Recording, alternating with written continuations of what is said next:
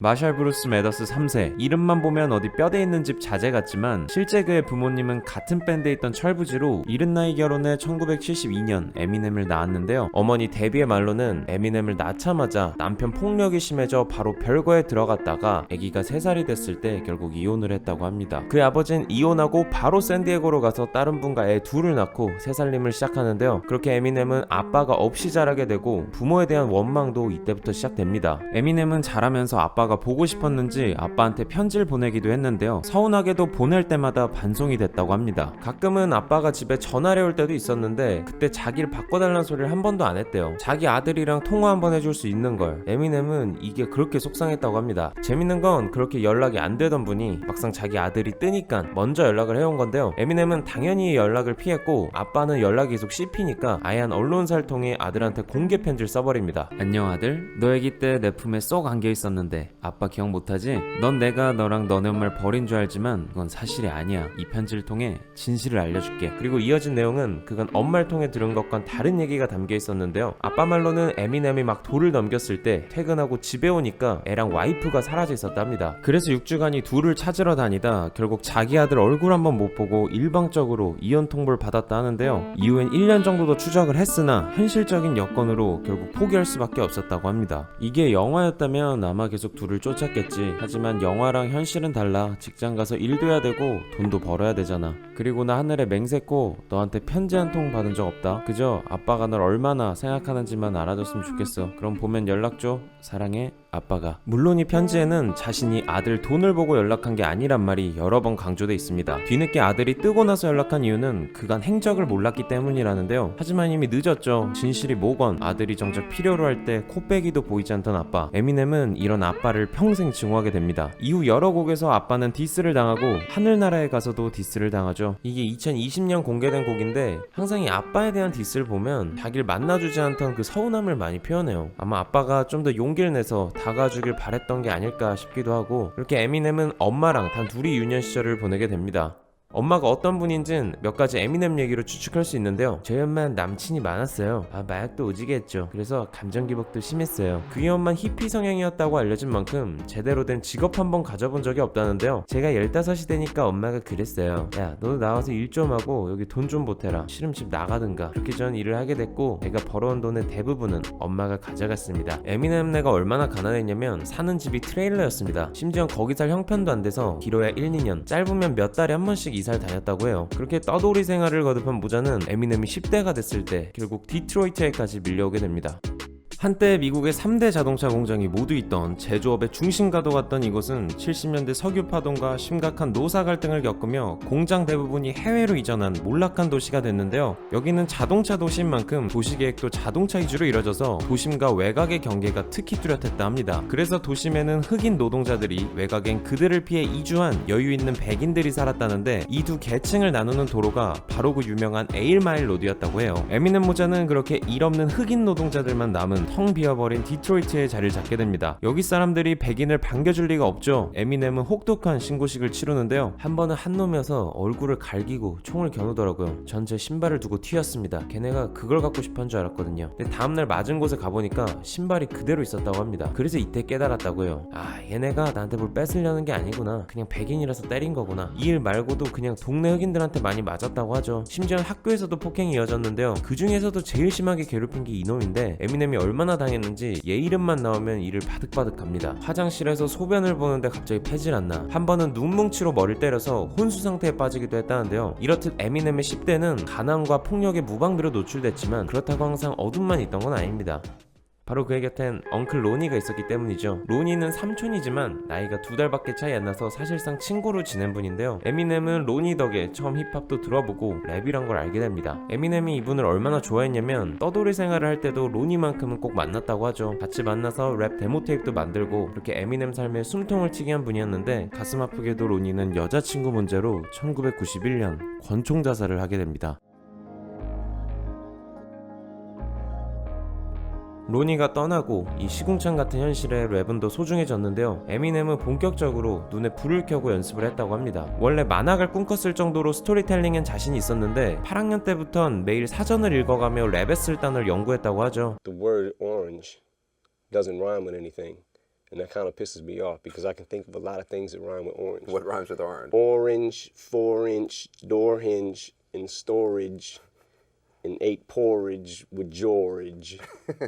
I heard that you used to read the dictionary. I just felt like I want to be able to have all these words at my disposal. 이런 노력 끝에 그는 동네에서 이름이 알려지고 이때부터 흑인 친구들도 그에게 관심을 갖기 시작합니다. 그리고 그때 다가온 친구 중 한 명이 바로 프루프인데요. 하루는 그 친구가 와서 저한테 신발을 던지더라고요. 제가 뭐냐니까 그냥 신으래요. 제가 맨날 더러운 신발 신고 다니는 게 보기 싫었다네요. 프루프는 그렇게 아무것도 없던 에미넴에게 먼저 손을 건넸고 훗날 총에 맞아 세상을 뜨기까지 에미넴 곁을 쭉 지켜준 고마운 친구였죠.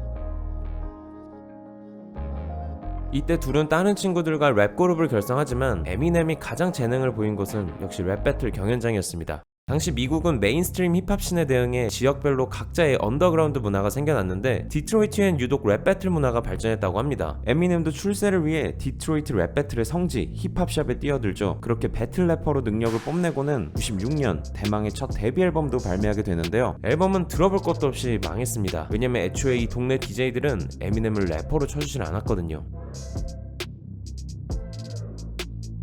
아무리 실력이 좋다 한들 그의 피부가 하얀 이상 사람들은 그를 래퍼로 인정해주질 않았습니다. 그리고 이때 느낀 강렬한 분노는 에미넴이 슬림 쉐이디란 캐릭터를 만드는 데 일조하게 되죠. 그는 그렇게 악으로 가득 찬 슬림 쉐이디란 자아를 내세워 슬림 쉐이디 EP를 발매합니다. 근데 이 EP는 1집보다 더 망했죠. 에미넴은 디트로이트에서 자기 노래를 들려줄 기회조차 얻지 못했고 결국 다시 배틀 래퍼로 돌아가 여기저기 다니며 도장 깨기를 하고 다녔는데 97년엔 LA에서 열린 랩 올림픽에도 참가를 하게 됩니다. 발군의 실력으로 대회 결승까지 올라가지만 순위는 아쉽게도 2위를 했다고 해요. 나쁘진 않은 결과였는데 에미넴은 여기에 만족할 수가 없었다고 하죠. 일단 나이가 20대 중반을 넘어가고 있었고 여기에 돌을 넘긴 딸 헤일리도 있었기 때문입니다. 그렇게 LA에선 에미넴은 다시 디트로이트로 가야 되나 앞으로 어떻게 해야 되나 하던 그때 전혀 예상도 못한 인물에게 연락을 받게 됩니다.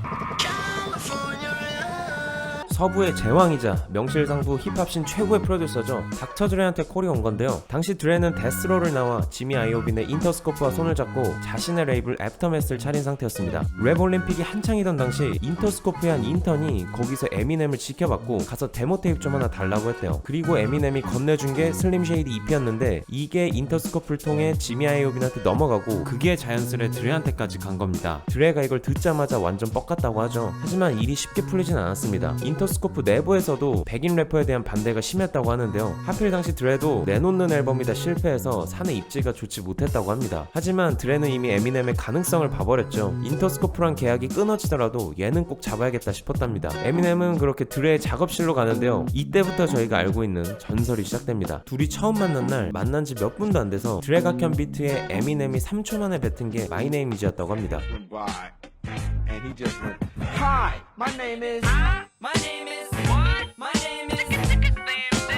셀럽은 물론 자기 부모까지 까는 화끈한 트롤링과 백인 래퍼인데도 닥터 드레가 보증한다는 신뢰감, 그렇게 갑작스레 등장한 와이트래시 감성은 순식간에 힙합씬을 정복해버립니다. 그리고 곧이어 정규 2집 슬림 쉐이디 LP가 발표되는데요. 딸 헤일리와 함께 엄마를 죽인다는 내용의 노래, 그리고 특정 상황에서 닥터 드레로 대표되는 내면의 양심과 슬림 쉐이디로 대표되는 내면의 악마가 서로 다투는 내용의 노래 등 에미넴은 이 슬림 쉐이디를 내세워 사람들의 길티 플레저를 자극합니다. 내용이 아무리 추잡하고 불편해도 랩이랑 스토리텔링 수준이 워낙 높으니까 사람들이 안 들을 수가 없던 건데요. 에미넴은 그렇게 어떤 도덕적 기대도 할 수 없는 전례 없는 래퍼로 이름을 알립니다. 압도적인 판매량은 물론 그래미 랩 분야도 독식하는데요. 물론 그에 대한 비난도 거셌습니다. 그는 세상의 불행을 이용해 돈을 법니다. 순식간에 컬처 아이콘이 된 그는 연이어 다음 앨범을 발표하는데요. 앨범에 자기 본명을 썼듯 이번엔 내면의 깊은 감정을 쏟아낸 곡이 많았습니다. 특히 킬류나 킴은 그간 자기 엄마와 부인에게 쌓인 감정을 정말 토 나올 만큼 잔인하게 표현하는데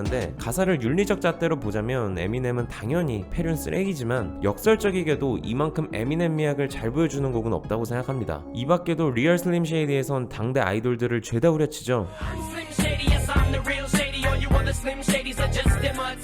이 노래 관련해선 스윙스 씨 의견이 흥미로워 가져와 봤습니다. 에미넴 문화까지 다 바꿨죠.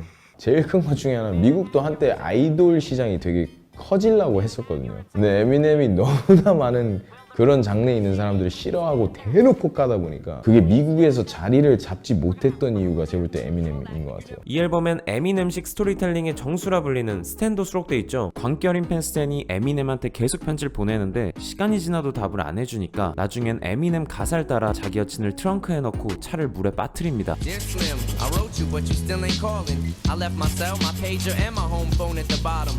I sent 2 letters. 여담으로 이 곡은 다이도의 땡큐를 샘플링했는데 그래미에선 엘튼 존이랑 같이 불렀죠. 에미넴은 당시 펑만큼 패것이란 단어도 많이 써서 호모포비아라는 딱지가 항상 붙었는데 동성애자인 엘튼 존과의 무대를 통해 그 비난을 조금 줄이긴 합니다. 제가 패것이라는 건 게이를 가리키는 게 아니에요. 개씨가 뭐 이 정도로 사용하는 거지. 앨범은 현재까지 3,500만 장이 넘게 팔리고 다시 한번 그래미도 휩쓸며 힙합 역사에 남을 명반으로 기록되는데요. 문제는 팬이 느는 만큼 안티도 늘었습니다. 이젠 가사가 미 상원 청문회에서 다뤄지고 캐나다에선 입국 금지가 고려될 만큼 에미넴은 문제아 중에 문제아로 여겨지기 시작하는데요. 에미넴도 이런 비난을 의식했는지 다음 앨범의 이름은 영화 트루먼 쇼에서 영감을 받은 디 에미넴 쇼로 짓게 됩니다. 그리고 여기엔 그런 대중들의 비난에 대한 에미넴의 답변이 담겨있죠. 먼저 Sing for the Moment에선 자기 음악이 정말 문제를 유발한다면 누군가 사고를 쳤을 때 판사한테 이게 다 에미넴 때문이라 말하라 합니다. 누군가 사고를 치면 그건 사고 낸 놈 책임이지 자기 때문이 아니란 걸 확실히 말하는데요. Well, if it can, and the next time you assault to do is tell the judge it was my fault, and I'll get sued. Without Me에서는 세상은 자기를 비난하면서도 자기를 필요로 한다는 역설을 꼬집습니다. Two trailer park girls go round the outside, round the outside, round the outside. 이 밖에 트라이콜랩스 같이 세상이 뭐라건 자기는 끝까지 랩을 할 거고 그러니 너 또한 너의 길을 끝까지 가라며 에미넴식 감동을 안겨주기도 하죠. So like collapse, I'm spilling these raps long as you feel them to the day that I drop. You'll never say that I'm not. 에미넴은 사람들이 자기한테 원하는 걸 정확히 알았고 영리하게 자기를 지켜내면서 다시 한번 엄청난 양의 앨범 판매와 그래미 싹스를 시전합니다. 그리고 이 에미넴 현상은 연이어 개봉한 영화 8마일에서 폭발하는데요. 이 영화는 그가 문제아이기 이전에 한 인간으로서 얼마나 거친 삶을 극복했는지를 보여줍니다. 그러면서 엔딩에 쓰인 Lose Yourself도 굉장한 사랑을 받았죠. The music, the moment you own it, you better never let it go. You only get one shot, do not miss. 이제는 뭐 동기부여의 상징이 된 곡인데 이 곡은 그래미 주요 부문 후보엔 다 들어갔고 심지어 오스카에서 힙합 최초로 주제가상도 받게 됩니다. 하지만 영원할 것 같은 인기에도 내리막은 있었습니다. 에미넴은 당시 바쁜 스케줄로 조금씩 수면제에 손을 댔는데 새 앨범을 녹음하면서부터 본격적으로 중독에 빠졌다고 해요. 심할 땐 하루에 약을 60알도 먹었다고 합니다. 하루는 장기가 막혀서 죽을 뻔한 적도 있었다는데요. 그래서 그의 5집은 약에 취해 그런지 유독 감성적인 모습이 많이 드러납니다. 특히 딸들한테 보내는 모킹버드 같은 곡은 정말 따뜻하고 다정한 에미넴을 볼 수 있죠. 참고로 에미넴은 딸이 셋입니다. 먼저 전처 킴과의 사이에서 난 헤일리가 있고 또 엄마가 헤로인 중독이었기에 입양한 킴의 조카 알라이나도 있죠. 또 한 명의 딸인 휘트니는 에미넴이 킴과 다시 재혼했을 때 킴 뱃속에 있던 다른 남자 아이였는데 이 아이 또한 에미넴이 입양했습니다. Little baby, don't you cry. Everything's gonna be alright. Stiffen that up. 라이크 토이 솔저도 인상 깊습니다. 당시 연루된 디스전에 대한 회의를 담은 곡인데 이 디스전을 간략히 소개하자면 먼저 50센트랑 자룰이 붙었죠. 50 쪽 사람이 자룰 주얼리를 훔쳤는데 자룰이 일의 책임을 50한테 물으면서 둘 사이가 악화됩니다. 그래서 디스곡도 내고 뭐 서로 주먹다짐도 하다가 한 번은 자룰이 칼을 들고 가서 50한테 상처를 내요. 근데 여기서 죽이지 못한 게 한이 됐는지 몇 달 뒤 킬러를 고용해 50한테 총을 9방 맞춥니다. 이 일로 50는 사경을 헤매다 겨우 일어나게 되는데 이미 미국에선 자룰이 엄포를 나서 활동을 할 수가 없었고 급한 대로 캐나다로 가서 믹스테이프를 발매합니다. 근데 이걸 우연히 에미넴이 듣게 되고 여기에 반해 드레한테도 소개를 해주는데요. 50는 그렇게 당대 최고의 백을 두고 미국에 돌아오게 됩니다. 이때 에미넴은 벤지노랑 전쟁 중이었어요. 이 양반이 뭐 자기 때문에 에미넴이 떴네. 에미넴은 2003년판 바닐라 아이스네 하면서 어그로를 끌었는데 에미 여기에 반응을 해준 거죠. 자룰은 평소에 50를 구해준 에미넴도 안 좋게 봤는데 이 기회에 벤지노 쪽으로 가서 에미넴을 같이 공격합니다. M은 사건이 더 커질까봐 엔간하면 가만히 있을라 했는데 이놈이 건드리면 안 되는 그분을 건드리고 말아요.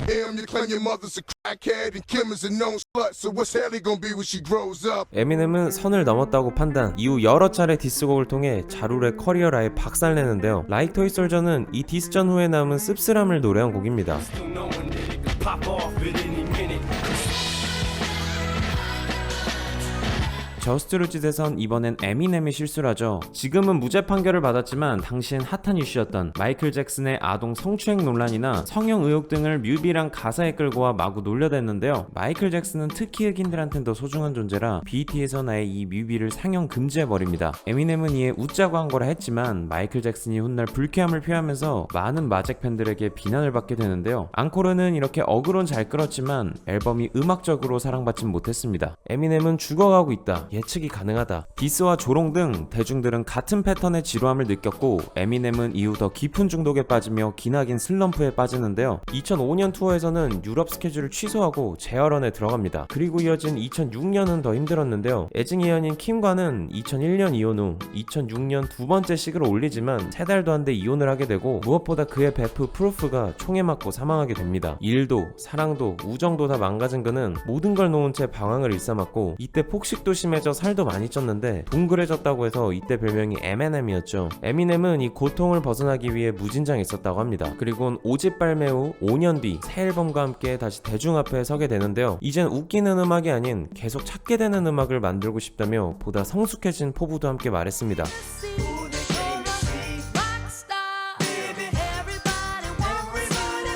Crack a bottle, let your body waddle. Don't act like a snobby model, you just hit the lotto. Uh-oh. 호불호는 꽤 갈렸지만 그래도 왕의 기한에 많은 팬들이 흥분했던 기억이 나네요. 에미넴은 이 앨범으로 그래미를 또 타고 크래거 바렐은 빌보드 1위를 하죠. 이 앨범은 7개월 뒤에 7곡이 추가돼서 릴랩스 리필이란 이름으로 재발매되는데요. 여기 들어있는 Forever가 진짜 지렸죠. 에미넴이 자리를 비운 5년간 씬은 릴 웨인과 카니가 점령하고 드레이크는 신예로 한창 치고 올라오던 시절인데 에미넴은 이 넷이 모인 트랙에서 역대급 벌스를 뱉으며 폼이 죽기는커녕 더 세져서 돌아왔다는 평을 받습니다. There they go, back in stadiums, it's shady, spits his flow. Nuts they go, macadamian, they go so ballistic, whoa. He can make them. 몸도 풀었겠다. 6개월 뒤 에미넴은 7집 리커버리로 돌아옵니다. 7집은 이름처럼 약중독 회복 이후의 얘기를 하는데요. 일단 앨범 안에 써있는 글귀가 인상적이죠. 어두운 곳을 빠져나가려 노력하는 모든 이에게 바칩니다. 고개를 드세요. 더 좋아질 거예요. 특히 Not Afraid 같은 에미넴식 동기부여는 다시 한번 큰 감동을 줬고 Love the Way You Lie는 파괴적인 관계에 중독된 커플을 묘사한 곡인데 리아나랑 함께해서 그런지 더 깊은 감정이 나왔습니다. 이 밖에 프루프에게 보내는 You're Never Over나 릴 웨인과 함께 힙합 팬들의 가슴을 웅장하게 만든 No Love까지 리커버리의 명곡들 짧게 듣고 가시죠. Who's that dude? I don't even know his name. I laid hands on him. I never stoop so low again. I guess I don't know my own strength. Jack's not afraid. I'm not afraid to take a stand. Take a stand. Top of my game and it don't stop till my hip don't hop anymore. When you're so good that you can't say it 'cause it ain't even cool for you to sound cocky anymore. I miss the days of old. Thinking about you. 이 두 곡은 모두 빌보드 1위에 오르고 에미넴은 이번에도 그래미를 받으며 마침내 제2의 전성기를 맞이하게 됩니다. 이후엔 내한 공연을 가졌죠. 웃긴 게 에미넴이 이쯤부터 정색 기믹을 시작했는데 어떤 상황이 와도 웃음을 참더라고요. 근데 한국 와서는 바로 실패했습니다. 아니 이렇게 반겨주는데 안 좋아할 수가 있겠습니까? 결국엔 참지 못하고 양손으로 두개골을 갈라버리죠. 2013년엔 이 기세를 이어 다시 옛날 시스로 돌아왔습니다. 이름부터가 더 마셜 매더스 LP2죠. 거장 릭 루빈이 프로듀서로 참여해 에미넴의 과거 개구진 모습을 잘 캐치해줬는데요. 이 앨범엔 리아나랑 한 번 더 호흡을 맞춘 몬스터, 마침내 어머님께 용서를 구한 헤드라이트, 그리고 누가 랩의 신인지를 다시 한번 새겨준 랩가 등 정말 좋은 곡이 많았습니다. I'm just relaying what the voice in my head saying. Don't shoot the messenger. I'm just friends with them. Agree to disagree. That gift from me up under the Christmas tree don't mean shit to me. You're kicking me out? It's 15 degrees and it's Christmas. No, you don't understand. I don't do this for anyone ever.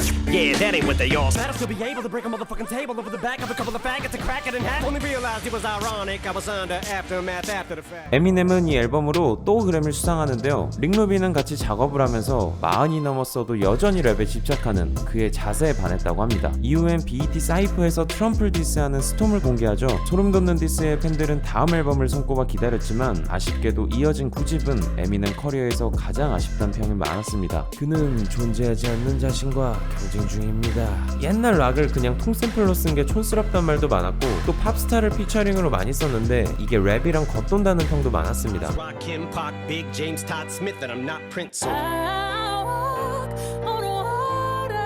Night, but tonight I am. Been a liar, been a thief, been a lover, been a cheat. 다시 전성기를 맞았다가 간만에 비난을 받으니 한껏 열이 받았겠죠. 에미넴은 앨범 내고 바로 며칠 안 돼서 자신의 앨범은 깠던 이들을 모조리 디스하는데요. Coming back for more. Not as raw as I was. Walk on water sucks. Bitch suck my dick. Y'all saw the track. 그리고 이 분노는 얼마 안가 카미카제라는 새 앨범으로 바로 이어집니다. 오랜만에 공격적으로 돌아와 자신의 뿌리가 배틀랩임을 보여줬죠. 첫 곡부터 수위가 셌는데 문제는 시대가 이제 이걸 옛날처럼 받아들이지 않았던 겁니다. 특히 더 40이란 곡에서는 타일러를 향해 쓴 팩이란 말이 문제됐는데요. 타일러가 에미넴 노래 워크 온 워터를 보고 구리다고 한 게 화근이었죠. 에미넴은 바로 타일러를 향해 팩것이란 단어를 입에 올리지만 이번 상대인 타일러는 진짜 게이일 수도 있는 점, 그리고 당시 전 세계를 덮친 정치적 올바름에 대한 목소리가 더해져 아무리 에미넴이더라도 이번만큼은 사람들이 그냥 넘어가지 않게 된 건데요. 특히 상상용의 보컬 댄 레이놀즈가 트위터로 신랄한 비판을 가했죠. 전 당신이 언제 태어났는지 그 단어를 무슨 뜻으로 썼는지 관심 없어요. 더 이상 팩이란 단어를 쓸 수 없는 시대입니다. 평소 디스를 할 때면 상대를 철저히 뭉개버리던 에미넴도 이번엔 시대의 흐름을 감지했는지 반성하는 모습을 보였습니다. 타일러를 디스하고자 쓴 표현이었지만 너무 멀리 간 것 같습니다. 다른 사람들의 마음까지 아프게 한 것 같아요. 물론 욕만 먹은 건 아니죠. 앨범의 럭키유 같은 트랙은 에미넴 특유의 공격적인 랩으로 큰 사랑을 받았습니다. But I think it's inevitable. They know what button to press and will ever the pull to give me the snap though. And if I paid attention, I'm probably making it bigger. But you've been taking your dicks on a fucking backhoe.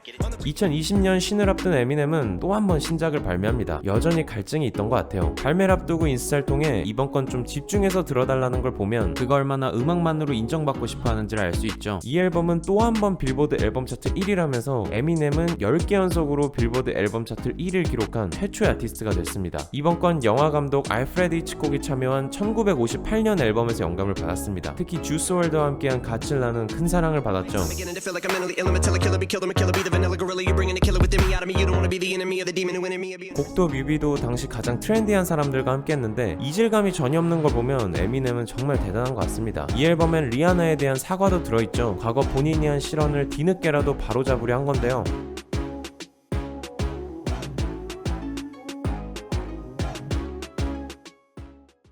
에미넴은 올해 한국 나이로 50입니다. 근데도 여전히 현역 최정상의 자리를 유지하고 있죠. 저 자리를 지키기 위해 얼마나 많은 노력을 했을까요? 지금도 좀만 뭐라 하면 바로 새 노래를 만들어 오고 마음에 안 들면 그게 대통령이건 한참 어린 후배건 일단 까고 봅니다. 전 이런 에미넴의 래퍼로서의 열정과 노력을 존경하지만 요즘엔 저도 한 살 한 살 먹으면서 에미넴이 래퍼이기 이전에 한 인간으로서 내린 선택들에 더 눈이 가더라고요. 그렇게 원망하던 엄마를 결국엔 꼭 안아준 거나 자신은 아빠 없이 자랐지만 딸들에게만큼은 끝까지 울타리가 돼주려는 거나 어려울 때 도와준 친구들을 잊지 않고 챙겨주는 거나 에미넴을 만인의 래퍼로 만들어준 건 괴물 같은 랩 이면에 이런 성숙하고 강인한 어른의 모습이 있기 때문이 아닐까 싶습니다. 진짜 맘 같아선 100살까지 랩해줬으면 좋겠는데 왠지 지금 폼을 보면 그때까지 할 것 같아요.